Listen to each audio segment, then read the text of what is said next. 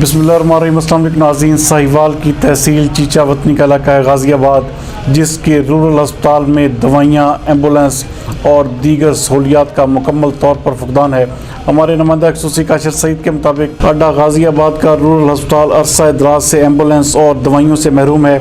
Emergency मरीज़ को रखने की सहूलत भी यहाँ पर मौजूद नहीं, और अगर कोई मरीज़ हार्ट अटैक का यहाँ पर आ जाता है तो उसके लिए कोई सहूलत मौजूद नहीं होती। जबकि इसके अलावा डॉक्टर साहबान 12 बजे दिन को छुट्टी करके अपने घर चले जाते हैं और इस पूरे अस्पताल में सिर्फ एक चौकीदार होता है।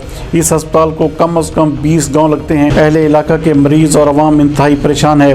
लोगों का कहना है कि हमारी आला हुक्काम से अपील है कि इस अस्पताल को एम्बुलेंस फराहम की जाए और उसके साथ साथ दवाइयाँ फराहम करके डॉक्टर्स को ड्यूटी पर पाबंद भी किया जाए।